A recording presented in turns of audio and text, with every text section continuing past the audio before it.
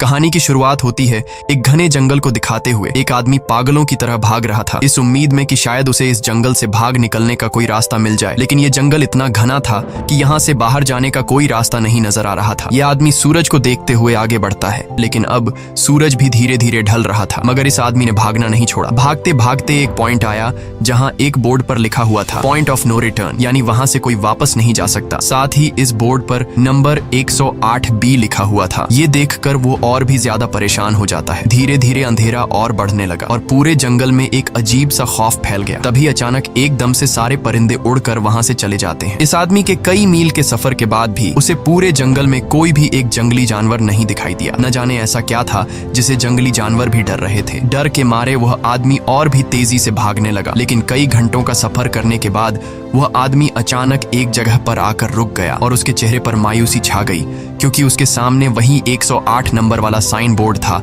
जिस पर लिखा हुआ था पॉइंट ऑफ नो रिटर्न। अब आदमी को समझ आया कि चाहे मैं जितना भी भागूं पर इस जंगल से निकल नहीं सकता, इसलिए अब वो वहां छुपने की जगह ढूंढने लगा। लेकिन वहां उसे छुपने के लिए कोई सेफ जगह नहीं मिली, इसीलिए अब वो पेड़ के ऊपर चढ़ जाता है। पर तभी उस पेड़ की टहनी टूट गई, जिससे वो आदमी काफी ऊंचाई से नीचे जमीन पर आ गिरा। पेड़ से गिरने के बाद वो बहुत ज्यादा जख्मी हो चुका था। उसे काफी गहरी चोटें आई। इससे पहले कि वो बेहोश हो जाता तभी अचानक जमीन हिलने लगी और अजीब सी गुर्राने की आवाजें आने लगी। वो आवाजें सुनकर आदमी के गले में सांसें अटक गईं। तभी अचानक कोई उसे खींच कर ले गया। खींचने वाला कौन था ये नहीं दिखाया गया, लेकिन हमें उस आदमी की दर्द भरी चीखें सुनाई दी गई। इस इंसिडेंट के 6 दिन बाद हमें शहर में मीना नाम की एक लड़की को दिखाया जाता है जो एक बर्ड शॉप में काम करती है। तभी उसका बॉस आता है और मीना को एक गोल्डन पैरट को शहर से दूर एक जू में डिलीवर करने का ऑर्डर देता है। मीना बॉस की बात को मानते हुए अब उस पैरट को डिलीवर करने जाती है। मीना गाड़ी में बैठकर अपने मोबाइल में उस जू का लोकेशन सेट कर लेती है और अपने सफर पर निकल पड़ती है। शहर से बाहर निकलने के बाद वो एक बोर्ड पर बहुत सारे लोगों के मिसिंग फोटोज देखती है, यानी वहाँ पर कई सारे लोग गायब हो चुके थे। लेकिन मीना उन पर ज्यादा ध्यान नहीं देती और आगे बढ़ने लगती है। आगे बढ़ते दौरान मीना शॉर्टकट लेते हुए जंगल के रास्ते से गुजरती है ताकि वो जल्दी से इस पैरट को जू तक डिलीवर कर दें, और वो पहुंच गई जंगल के बीचों बीच। ये वही जगह है जहाँ हम पहले एक आदमी को गायब होते देख चुके हैं। वहाँ आकर मीना बुरी तरह से फंस चुकी थी। वो अपने मोबाइल पर मैप देखती है, लेकिन वहाँ मोबाइल के सिग्नल नहीं आ रहे थे और उसके कार का रेडियो भी काम नहीं कर रहा था। मीना अब वहाँ से वापस निकलने लगी, लेकिन अब उसे वहाँ से बाहर निकलने का रास्ता समझ नहीं आ रहा था। थोड़ी देर बाद मीना की गाड़ी भी खराब हो गई। मीना गाड़ी से बाहर निकलती है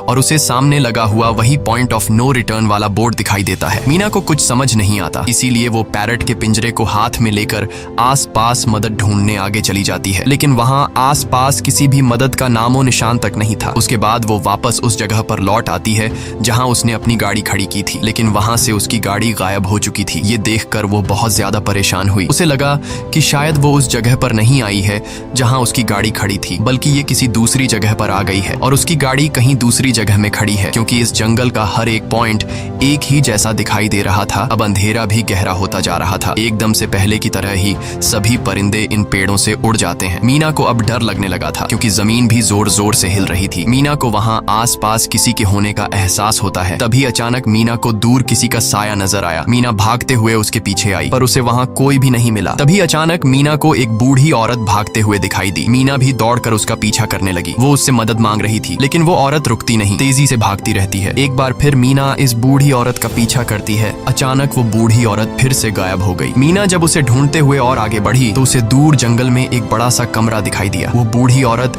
उस कमरे के दरवाजे को खोलकर मीना से कहती है, अगर जिंदा रहना चाहती हो तो जल्दी से अंदर आओ। ये सुनते ही मीना बिना सोचे समझे दौड़ते हुए उस कमरे की तरफ गई। मीना के अंदर आते ही उसने गेट को लॉक कर दिया। मीना देखती है कि ये कोई अजीब सा कमरा है जिसमें एक बहुत बड़ा सा मिरर लगा हुआ था। उस बूढ़ी औरत के साथ यहाँ 2 और लोग भी थे। मीना घबरा कर उन लोगों से पूछती है, ये कौन सी जगह है? इस पर उस बूढ़ी औरत ने जवाब दिया कि इस जगह को हम दी कोब कहते हैं। मेरा नाम है मैडलिन, ये लड़की है कियारा और इस लड़के का नाम है डेनियल। बूढ़ी औरत मीना से कहती है कि अभी बातचीत का वक्त नहीं है, तुम जल्दी से हमारे साथ मिरर के सामने खड़ी हो जाओ, क्योंकि कोई हमें देखने आने वाला है। मीना पूछती है, आखिर हमें कौन देखने आ रहा है? तो वो बूढ़ी औरत उससे कोई जवाब नहीं देती। एकदम बाहर से अजीब सी आवाजें आने लगी। मीना डर के मारे पूछती है कि ये आवाज किस चीज की है? तो कियारा मीना को बताती है कि इन्हें हम वॉचर्स कहते हैं। वे शीशे के दूसरे ओर से हमें देख रहे हैं, पर हम उन्हें नहीं देख सकते। वे हर रात सूरज ढलने के बाद यहाँ आते हैं और हमें देखते रहते हैं जब तक सुबह का सूरज नहीं निकल आता। तभी शीशे के दूसरी तरफ से शोर आने लगा। मीना पूछती है, ये शोर कैसा है? उस बूढ़ी औरत ने बताया कि वॉचर्स तुम्हारे आने से खुश हैं, तुम्हें यहाँ देखकर तालियां बजा रहे हैं। मीना बुरी तरह से कंफ्यूज थी, वो जल्द से जल्द यहाँ से निकलना चाहती थी। मैडलिन जिन्हें वॉचर्स कह रही थी, न तो अब तक मीना ने उन्हें देखा और न ही किसी और ने देखा था। रात गुजर जाती है, सुबह होने पर ये लोग उस जगह से बाहर निकल आते हैं। मैडलिन बताती है कि वे वॉचर्स सिर्फ रात में ही बाहर निकलते हैं, दिन के वक्त हम लोग जंगल में आजाद घूम सकते हैं। मीना रात भर यही सोच रही थी कि कब सुबह होगी और जल्दी से मैं इस जंगल से बाहर निकल जाऊं, इसीलिए वह फौरन जंगल से बाहर निकलने का रास्ता ढूंढने लग जाती है। तब मैडलिन बाकी सबको उसे रोकने से मना कर देती है, जैसे कि वह जानती हो कि मीना इस जंगल से बाहर नहीं निकल सकती और वह जरूर वापस आएगी। बस मीना को जाते हुए मैडलिन बताती है कि तुम्हारा यह फैसला अच्छा नहीं है, इस जंगल से बाहर निकलने का कोई रास्ता नहीं है। रात होने से पहले हमें इस घर में वापस आना पड़ता है, अगर तुम लेट हो गई तो तुम अपनी जान से हाथ धो बैठोगी। मीना किसी की बात नहीं सुनती और अपने पैरट को लेते हुए तेजी से आगे बढ़ती है। थोड़ा सा आगे बढ़ने पर उसे वहीं पॉइंट ऑफ नो रिटर्न वाला साइन दिखाई देता है। उसे देखकर वो घबरा तो गई, लेकिन उसने हिम्मत नहीं हारी और सूरज को देखकर सूरज की डायरेक्शन में आगे बढ़ती रही, पर जंगल से निकलने में कामयाब नहीं हो सकी। आगे चलकर रास्ता ही खत्म हो गया। मीना ने देखा कि वो एक पहाड़ के टॉप पर खड़ी है, जहाँ से आगे दूर दूर तक जंगल के सिवा कुछ भी नहीं था, इसीलिए वो मायूस होकर नीचे बैठ जाती है। तभी अचानक उसके कंधे पर किसी ने हाथ रखा, वो डर गई और जब उसने पीछे मुड़कर देखा तो वो बूढ़ी औरत मैडलिन थी। यहाँ मैडलिन उसे हौसला देती है और कहती है कि सिर्फ तुम ही नहीं जिसने यहाँ से निकलने की कोशिश की और हार गई, हम भी तुम्हारी तरह ही हार कर यहाँ रुके हैं। यहाँ से बाहर निकलने का कोई रास्ता नहीं, चलो मैं तुम्हें कुछ दिखाती हूँ। मैडलिन मीना को जंगल की तरफ लेकर जाती है। मैडलिन मीना से कहती है, ये जंगल एक शिकारी है और हम सब उसका शिकार, अगर जिंदा रहना चाहती हो तो हमारे साथ ही रहो। मैडलिन उसे पॉइंट ऑफ नो रिटर्न वाले काफी सारे साइन बोर्ड दिखाती है, जो कि जंगल के चारों तरफ गोल घेरे में लगे थे और उनके बीच में था उनका कमरा। मैडलिन बताती है कि यह हमारे घर से आधे दिन के फासले पर लगे हैं, अगर इसे आगे गई तो वापस लौटना मुश्किल हो जाएगा, इसलिए कभी भी यह तुम्हें नजर आए तो तुम इन्हें इग्नोर मत करना। मीना पूछती है, ये सब किसने बनाया? तो वो जवाब देती है, ये एक प्रोफेसर ने बनाया है, लेकिन अब तक उसे किसी ने देखा नहीं है। अब रात हो जाती है, ये लोग वापस उस घर के अंदर आ जाते हैं। हर रात वॉचर्स उन्हें देखने के लिए आते थे। आज कियारा नामी लड़की उनके सामने डांस करती है और कहती है ये सब उन्हें पसंद है। ऐसा नहीं था कि इन चारों को हर रात वॉचर्स के सामने खड़ा ही रहना पड़ता था, ये लोग जो चाहते वह कर सकते थे, बस ये लोग उनकी तरफ अपनी कमर नहीं कर सकते थे। ऐसा करने पर वो लोग बहुत ज्यादा गुस्सा हो जाते थे। रात में तो उन्हें सिर्फ वॉचर्स का मसला था, लेकिन दिन में भी उन्हें बहुत मुश्किलों का सामना करना पड़ता था। ये लोग जंगल से हर रोज अपना पेट भरने के लिए कुछ न कुछ शिकार करके लाते थे, जिससे उनका गुजारा हो जाता। अगले दिन कियारा और मीना दोनों जंगल में शिकार करने जाती हैं। मीना कियारा से पूछती है कि आखिर ये वॉचर्स चाहते क्या हैं? कियारा बताती है, मुझे भी कुछ खास नहीं पता, लेकिन मैडलाइन कहती है कि ये वॉचर्स हमें देखते हैं, हमें ऑब्जर्व करते हैं, लेकिन अगर हमने वॉचर्स को देखा तो हम पागल हो जाएंगे, क्योंकि वॉचर्स बहुत ही खूंखार दिखते हैं। कियारा अब उसे एक गड्ढा दिखाती है और कहती है, ऐसे बहुत से गड्ढे इस जंगल में मौजूद हैं। दिन के वक्त सारे के सारे वॉचर्स उन गड्ढों में रहते हैं और रात में वो यहाँ से बाहर निकल आते। दिन के वक्त ये लोग इसलिए बाहर नहीं आ सकते क्योंकि सूरज की रोशनी उनकी स्किन जलाती है। कियारा मीना को बताती है कि वो 5 महीने पहले अपने पति के साथ इस जंगल में आई थी और तब से वो दोनों यहाँ फंसे हुए थे, पर आज से 6 दिन पहले मेरा पति जंगल में रास्ता ढूंढने निकला है। मुझे उम्मीद है कि वो जरूर वापस आएगा और हम सबको यहाँ से सेफली ले जाएगा। यहाँ हमें मालूम होता है कि असल में कियारा का हस्बैंड वही आदमी था जिससे हमने मूवी के स्टार्ट में देखा था, जिसे कोई यहाँ से खींच कर ले गया और अब वो मारा जा चुका है। इस तरह से बातें करते हुए ये दोनों कमरे के पास वापस लौट आए। यहाँ मैडलिन ने मीना को 3 रूल समझाती है जिंदा रहने के लिए। सबसे पहला ये कि वो रात के वक्त घर का दरवाजा नहीं खोलेगी, दूसरा रात में वो आईने की तरफ अपनी कमर नहीं करेगी, और तीसरा ये कि दिन के वक्त वो उन गड्ढों के पास नहीं जाएगी और जितना हो सके रोशनी में रहेगी। जब तक तुम इन रूल्स को फॉलो करोगी तब तक तुम जिंदा रहोगी। लेकिन मीना को मैडलाइन की बातों पर बिल्कुल भी भरोसा नहीं होता। अब उस रात मीना इन वॉचर्स के बारे में जानना चाहती थी, इसीलिए वो शीशे के साथ कान लगाकर आवाजें सुनने की कोशिश करती है। जब उसे कुछ सुनाई नहीं देता तो मीना को मैडलिन की बताई गई वॉचर्स की बातें फेक लगने लगती हैं, इसलिए वह रूल्स को तोड़ते हुए अपनी कमर को शीशे की तरफ करके सो जाती है और ऐसा करने पर इन वॉचर्स को गुस्सा चढ़ जाता है। वो लोग जोर जोर से उस शीशे को मारने लग जाते हैं। शोर से मैडलाइन भी उठ जाती है और वह जल्दी से मीना को शीशे की तरफ खड़े रहने को कहती है और तब जाकर वो वॉचर्स का गुस्सा शांत होता है। यानी जब इंसान वॉचर्स को अपनी पीठ दिखाते हैं तो वह उसे खुद की इंसल्ट मानने लगते हैं। ये रात भी गुजर जाती है और अगले दिन मीना डेनियल के साथ शिकार पर निकलती है। वो डेनियल से पूछती है, क्या आज तक तुमने किसी वॉचर को देखा है? जिस पर डेनियल ने जवाब दिया कि मैंने भी आज तक वॉचर्स को नहीं देखा और जो भी वॉचर्स को देखता है वो जिंदा नहीं बच पाता। तब मीना डेनियल को समझाती है कि मुझे लगता है कि ये सब मैडलाइन की बनाई हुई कहानियां हैं जिसके अंदर वो हमें फंसा रही है। हमें जरूर उन गड्ढों को जाकर चेक करना चाहिए, शायद हमें यहाँ से बाहर जाने का कोई रास्ता मिल जाए। डेनियल भी यहाँ रहकर बहुत ज्यादा तंग हो चुका था और वो भी किसी तरह से रास्ता ढूंढकर इस जंगल से भाग निकलना चाहता था, इसलिए वो मीना की बात मान लेता है और वो दोनों गड्ढे के पास पहुंच जाते हैं। अब मीना अपने आप को रस्सी से बांधकर इस गड्ढे के अंदर उतरती है। रस्सी का दूसरा सिरा डेनियल ने पकड़ा हुआ था ताकि अगर मीना को कुछ भी हो वो जल्दी से मीना को बाहर की तरफ खींच ले। मीना नीचे गड्ढे में पहुंच जाती है जहां उसे बहुत सारा इंसानों का सामान मिलता है। मीना उस सामान को इकट्ठा कर लेती है। ये सारा सामान उन लोगों का था जो जंगल में वॉचर्स के शिकार हो चुके थे। डेनियल रस्सी के सहारे कैमरा, साइकिल और जरूरत का सारा सामान को बाहर ले आता है। मीना अब नीचे इंतजार करती है कि डेनियल कब रस्सी नीचे फेंकेगा और मैं ऊपर चली जाऊंगी। और इससे पहले कि मीना उस गड्ढे से बाहर निकल पाती, उसे गड्ढे के अंदर किसी के आने की हलचल सुनाई देती है। मीना जल्दी से डेनियल को रस्सी नीचे फेंकने की आवाज देने लगती है, लेकिन तभी मीना को पकड़ने के लिए एक वॉचर का हाथ बढ़ने लगता है। पर मीना धूप में खड़ी थी, इसलिए जब उस वॉचर के हाथ पर सूरज की रोशनी पड़ी तो उसका हाथ जलने लगा। इतने में डेनियल ने नीचे मीना के पास रस्सी फेंकी और मीना फौरन जल्दी से बाहर निकल आई। मीना पूरी तरह से डर गई थी। ये लोग उस सारे सामान को लेकर अपनी सेफ हाउस में आ गए, जहां मैडलिन ने उससे पूछा, ये सामान तुम्हें कहां से मिला? ये लोग झूठ बोल देते हैं कि ये सामान उन्हें इस जंगल से मिला। मैडलिन को इस जंगल में रहते हुए बहुत अरसा गुजर चुका था। वो जानती थी कि ये सामान उसे जंगल से नहीं बल्कि एक गड्ढे से मिला होगा। वो मीना से पूछती है, बताओ तुमने गड्ढे के अंदर क्या देखा? लेकिन मीना उसे कुछ नहीं बताती। ये लोग बहुत खुश थे कि आज रात ये लोग वॉचर्स को देख पाएंगे, क्योंकि मीना को गड्ढे के अंदर एक कैमरा मिला था। डेनियल किसी तरह जुगाड़ करके उस कैमरा को टीवी के साथ अटैच कर लेता है ताकि ये लोग भी टीवी पर वॉचर्स को देख पाएं। मैडलिन बार बार उन्हें समझाती है कि ये तुम लोग गलत कर रहे हो, लेकिन ये दोनों उसकी एक बात भी नहीं सुनते। आज रात ये लोग वॉचर्स के इंतजार में बैठे थे ताकि उन्हें वो देख पाए, लेकिन काफी रात होने के बावजूद भी आज कोई वॉचर उन्हें देखने नहीं आया और अब कुछ देर बाद उनके साथ कुछ अजीब सा होने वाला था। ये लोग बातचीत में मसरूफ थे कि तभी उनका दरवाजा खटखटाया जाता है, यानी दरवाजे पर किसी ने दस्तक दी। उन्होंने जल्दी से टीवी की तरफ देखा तो वहां उन्हें इंसानी टांगे दिखाई दे रही थीं। बाहर जो कोई भी था वो कियारा के हस्बैंड की आवाज में बात कर रहा था और वो जल्दी से दरवाजा खोलने को कह रहा था। कियारा को लगा कि जरूर उसका हस्बैंड यहाँ से बाहर निकलने का रास्ता ढूंढ आया है। वो जल्दी से उठकर दरवाजा खोलने के लिए जाती है, लेकिन मैडलिन बीच में आकर दरवाजा खोलने नहीं देती। वो कहती है कि मैं जानती हूँ बाहर तुम्हारा हस्बैंड नहीं है, क्योंकि मैडलिन जानती थी कि रात के इस अंधेरे में कोई भी इंसान इस कमरे तक नहीं पहुंच सकता। लेकिन कियारा को मैडलिन की बातों पर यकीन नहीं होता और वो दरवाजा खोलने की कोशिश करती है, जिसके बाद मैडलिन कियारा से कहती है कि वो तुम्हें फंसा रहा है, तुम उसका इम्तिहान ले लो, तुम उसे कोई ऐसी बात पूछो जिसके बारे में सिर्फ तुम या तुम्हारा हस्बैंड जानता हो। कियारा बाहर खड़े हुए इंसान से एक किताब के बारे में सवाल करती है जिसके बारे में उसे पता होना चाहिए था, लेकिन जब बाहर खड़ा हुआ इंसान कोई जवाब नहीं देता तो ये समझ जाते हैं कि ये वॉचर ही है। ये लोग जब दरवाजा नहीं खोलते तो वॉचर उनके बाहर लगाए हुए कैमरा को तोड़ देता है और यहाँ हमें एक बात पता चलती है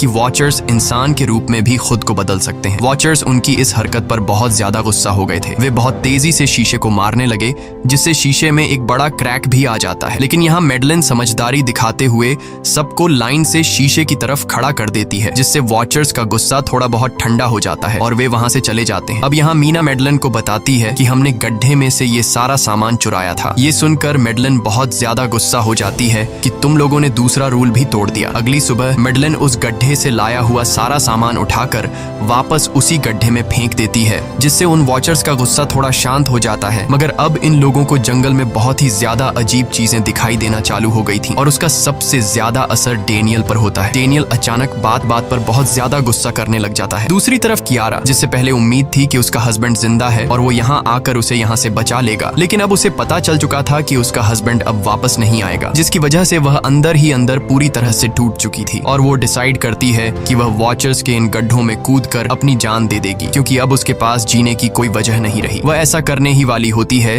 कि मीना आकर उसे बचा लेती है। इसी बीच हम देखते हैं कि डेनियल मैडलिन की तरफ अजीब तरह से देख रहा होता है और वह गुस्से में आकर मैडलिन को पेड़ के साथ बांध लेता है। डेनियल ने कहा कि अब मैं इस बुढ़िया के कोई रूल्स नहीं मानूंगा, अब यहाँ सिर्फ मेरी बात मानी जाएगी। अब रात होने वाली थी, इसलिए डेनियल कमरे की तरफ भागा और कियारा भी उसके पीछे भागी, लेकिन मीना मैडलिन के पास आई और उसकी रस्सियां खोलने लगी। दूसरी तरफ डेनियल ने कियारा को लेकर कमरे का दरवाजा अंदर से बंद कर दिया और मीना और मैडलिन को बाहर वॉचर्स के लिए छोड़ दिया। मीना और मैडलिन डेनियल से दरवाजा खोलने के लिए गिड़गिड़ाते रहे। डेनियल से रिक्वेस्ट करते हैं कि प्लीज दरवाजा खोल दो, लेकिन डेनियल ने दरवाजा नहीं खोला। अब बाहर चारों तरफ अंधेरा छा गया और वॉचर्स के आने का टाइम हो गया, इसलिए अब मजबूरन उन्हें अपनी जान बचाने के लिए एक घने पेड़ के नीचे रहकर छिपना पड़ा। थोड़ी देर बाद उन्हें वॉचर्स की गुराने की आवाजें आने लगी। इस टाइम मीना और मैडलिन के साथ हमें भी उन वॉचर्स की एक झलक दिखाई जाती है। ये लोग लंबे, पतले और खतरनाक थे। सब अपने अपने गड्ढों से निकलकर इंसानों को देखने के लिए उस सेफ रूम तक पहुंचते हैं और जब ये लोग देखते हैं कि मीना और मैडलिन वहां नहीं हैं, तो वो उनको खाने के लिए जंगल में ढूंढने लग जाते हैं। और जब ये वॉचर्स दूर जाते हैं तो मौके का फायदा उठाते हुए ये दोनों फिर से सेफ रूम तक आ जाते हैं और डैनियल से रो रो कर दरवाजा खोलने को कहते हैं। इस बार डैनियल के दिल में रहम जाग जाता है और वो उनके लिए दरवाजा खोल लेता है। अब अंदर जाने के बाद पहले तो मैडलिन डैनियल पर गुस्सा करती है और फिर इन सबको शीशे के सामने खड़ा करके वॉचर्स के बारे में कुछ बातें बताती है। मैडलिन ने कहा कि अब तक हम बहुत से रूल्स तोड़ चुके हैं, इसलिए मुझे नहीं लगता कि इस बार वॉचर्स हमें माफ करेंगे। मैं तुम लोगों को वॉचर्स के बारे में कुछ सच्चाई बताना चाहती हूँ। दरअसल मैं जब यहाँ पहली बार आई थी तो मैंने कुछ ऐसा देखा जिससे मेरे होश उड़ गए। मैंने अपना ही एक डुप्लीकेट देखा। असल में वो एक वॉचर था जो मेरा रूप लेने की कोशिश कर रहा था। हालांकि उसकी आंखें और बाल बिल्कुल परफेक्ट नहीं थे। मीना ने पूछा कि आखिर ये वॉचर्स हैं क्या चीज, जिस पर मैडलिन ने जवाब दिया कि ये सारे क्रीचर्स फेरीज हैं जो किसी जमाने में इंसानों के साथ मिलकर रहते थे। फेरीज पंखों वाले एक जादुई जीव थे, लेकिन वक्त गुजरने के साथ इंसानों को फेरीज की शक्तियों से डर लगने लगा। इसीलिए इंसानों ने फेरीज को खत्म करने का सोचा। इंसानों की तादाद ज्यादा थी, इसलिए फेरीज इंसानों का मुकाबला नहीं कर पाए। इंसानों ने इन फेरीज को जंगल में एक बहुत बड़े गड्ढे के अंदर कैद कर लिया और उन्हें श्राप से हमेशा हमेशा के लिए इस गड्ढे में बंद कर दिया। उसके बाद फेरीज कई 100 सालों तक उस गड्ढे में कैद रहे, लेकिन फिर वक्त के साथ उन्होंने जमीन के अंदर खुदाई करके निकलने के रास्ते बना लिए। आज वही फेरीज वॉचर्स के रूप में गड्ढों से निकलकर हमारे सामने आते हैं। हालांकि कई 100 सालों तक जमीन के अंदर रहने की वजह से उन्होंने अपने पंख और जादुई शक्तियां खो दी और साथ ही उन्हें सूरज की रोशनी से तकलीफ होने लगी, लेकिन अब भी उनमें रूप बदलने की शक्ति है। इस पर डैनियल ने मैडलिन से पूछा कि ये वॉचर्स हमसे क्या चाहते हैं और ये हर रात हमें देखते क्यों हैं, जिस पर मैडलिन ने बताया कि ये वॉचर्स एक बार फिर से जंगल से निकलकर इंसानों के बीच रहना चाहते हैं, लेकिन अपने असली रूप में ये इंसानों के बीच नहीं रह सकते। इसीलिए उन्होंने हमें यहाँ रखा हुआ है ताकि हमें देखकर हमारा रूप ले सकें और हमसे आज के दौर के तौर तरीके सीखकर इंसानों के बीच रह सकें। मैडलिन ये सब बातें बता ही रही थी कि अचानक सभी वॉचर्स वापस लौट आए और जब वॉचर्स को पता चलता है कि मैडलिन और मीना वापस अपने कमरे में आ गए हैं तो वो सब गुस्से से भड़क उठे और दरवाजा तोड़ने की कोशिश करने लगे। इन चारों ने टेबल को खींचकर दरवाजे के सामने रख दिया ताकि दरवाजा वॉचर्स तोड़ न सके, लेकिन वॉचर्स की ताकत काफी ज्यादा थी और इन चारों को पता चल चुका था कि जल्द ही वॉचर्स अंदर आ जाएंगे और उन्हें मौत अपनी आंखों के सामने दिखाई दे रही थी। तभी उन्होंने देखा कि टेबल को घसीटकर दरवाजे तक ले जाने की वजह से कारपेट पलट गई है। जब उन्होंने कारपेट हटाया तो उन्हें नीचे एक बड़ा लोहे का गेट नजर आया। उन्होंने जल्दी से गेट खोला तो उन्हें पता लगा कि नीचे एक बहुत बड़ा बंकर है। ये लोग जल्दी से उस बंकर के अंदर घुस गए और ऊपर से लोहे का गेट बंद कर दिया। ये लोग इस बात को लेकर परेशान थे कि ये बंकर यहाँ पर मौजूद था और इन लोगों को पता भी नहीं चला। इस बंकर के नीचे बहुत फैसिलिटीज थी, हजारों दिन का खाना, एक कंप्यूटर और भी बहुत सारा जरूरत का सामान रखा था। मीना जानना चाहती थी कि आखिर ये जगह किसने बनाई, इसीलिए वो उस कंप्यूटर को ऑन कर लेती है। उस कंप्यूटर में बहुत सारा डेटा सेफ था, जिसे खोलने पर उन्हें पता चलता है कि ये सारी जगह प्रोफेसर मार्टिन ने बनाई थी। असल में प्रोफेसर को इन क्रीचर्स के बारे में पता था। वो इन वॉचर्स पर रिसर्च करना चाहता था, इसीलिए उसने ये बंकर बनाया था। पैसों का लालच देकर वो दूसरे इंसानों को काम के लिए यहाँ लेकर आता था और रात के वक्त मजदूरों को ऊपर कमरे में छोड़कर खुद यहाँ आकर छुप जाता था और वो वॉचर्स फिर उन इंसानों को खा जाया करते थे। अगली वीडियो में डॉक्टर मार्टिन बताते हैं कि उनकी रिसर्च के दौरान उन्हें एक सबसे अलग फेरी मिली जो रोशनी में भी उन गड्ढों से बाहर आ सकती थी। डॉक्टर बताता है कि उस वॉचर ने एक बच्ची का बिल्कुल परफेक्ट रूप ले लिया था जिसे कोई पहचान नहीं सकता था। वो बहुत अच्छी थी, उसने डॉक्टर मार्टिन को मारा नहीं। डॉक्टर मार्टिन उसे यहाँ ले आया। तभी प्रोफेसर ने कैमरा को दूसरी तरफ मोड़ा। तब उन्होंने देखा कि प्रोफेसर ने उस छोटी सी बच्ची के रूप में आए वो क्रीचर को पिंजरे में कैद कर लिया है। पता नहीं डॉक्टर उसके साथ कौन सा एक्सपेरिमेंट करने वाला था। उस कंप्यूटर में बहुत सी वीडियोस थी और हर वीडियो में कुछ न कुछ बताया हुआ था। मीना बस ये जानना चाहती थी कि आखिर में क्या हुआ, इसीलिए वो सबसे आखिरी वीडियो प्ले करती है जिसमें वह देखती है कि प्रोफेसर खुद को और उस फेरी को मारने वाले हैं। मरने से पहले वह इस जंगल में फंसे हुए लोगों के लिए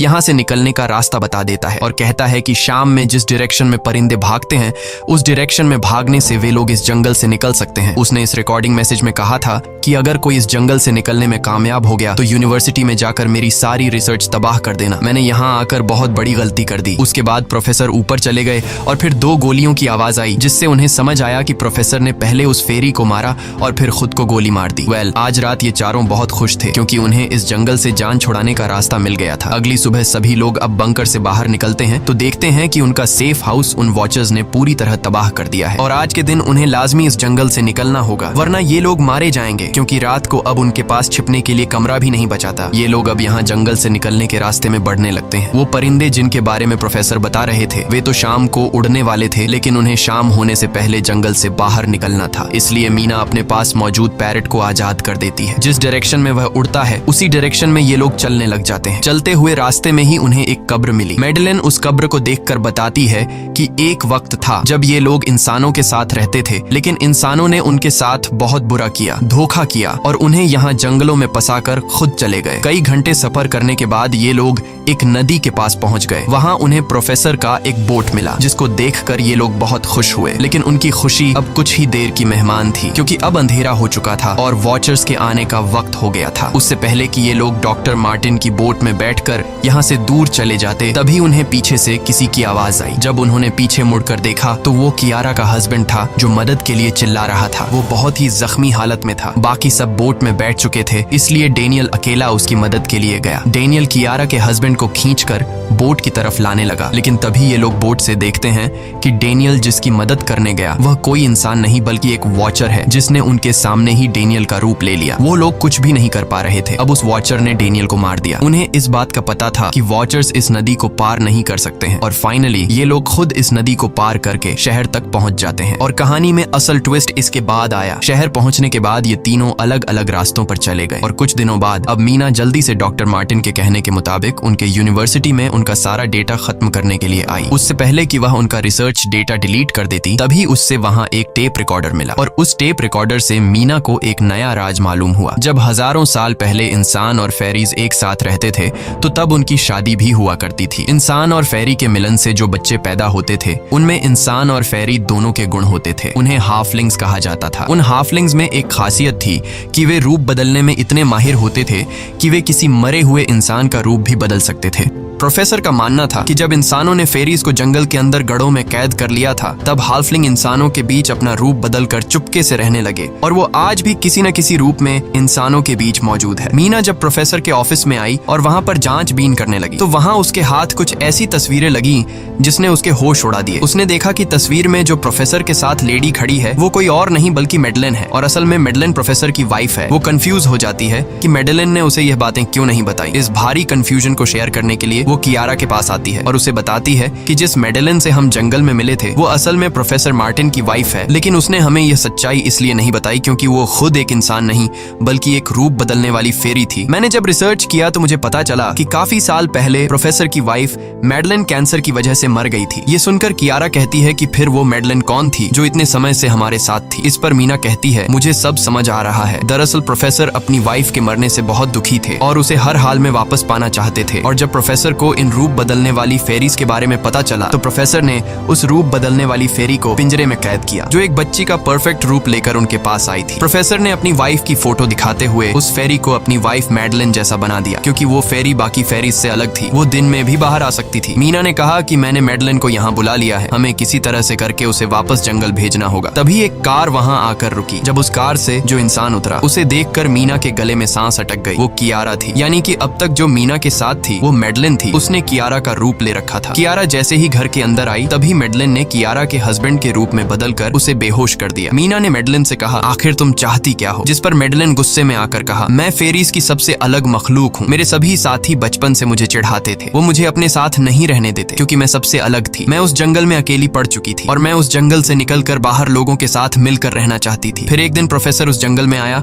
उसने मुझे पिंजरे में कैद कर लिया। उसने मुझसे कहा कि अगर मैं उसकी वाइफ का रूप ले लूं तो वह मुझे जंगल जंगल से बाहर ले जाएगा। मैंने उसकी बात मान ली। प्रोफेसर ने मुझे मेडलिन की सारी बातें सिखाई और बाद में उस धोखेबाज प्रोफेसर ने मुझे मारने की कोशिश की, लेकिन उससे पहले कि वो मुझे मार पाता मैंने उसे ही मार डाला। तुम इंसान कभी भी भरोसे के लायक नहीं थे और न ही रहोगे। अब तुम भी मेरी सच्चाई जान चुकी हो, इसलिए तुम्हें भी मरना होगा और तुम्हें मारने के बाद मैं तुम्हारे रूप में इंसानों के बीच रहूंगी। यह कहकर मेडलिन ने मीना का रूप ले लिया और उसका गला दबाकर उसे मारने लगी। तब मीना ने मेडलिन से कहा कि क्या प्रोफेसर ने तुमसे यह नहीं कहा कि तुम क्यों दिन में निकल सकती हो? असल में तुम हाइब्रिड हो, आधी इंसान और आधी फेरी, इसीलिए तुम इंसानों और फेरीज के बीच रह सकती हो। मुझे पता है कि दुनिया में अकेला रहना कैसा होता है, लेकिन तुम अकेली हाफलिंग नहीं हो। तुम्हारे जैसे और भी हाफलिंग्स हैं जो किसी न किसी रूप में इंसानों के बीच रह रहे हैं। इस सच्चाई का पता चलते ही मेडलिन का शरीर अचानक अपने असली रूप में आने लगा। देखते ही देखते उसके पंख निकल आए, जिसके बाद वो मीना को यहीं पर छोड़कर यहाँ से उड़ जाती है। इसके बाद कुछ हफ्तों के बाद का सीन दिखाया जाता है, जहाँ मीना अपनी सिस्टर के साथ रहने लगी है। उसने अपनी सिस्टर को बताया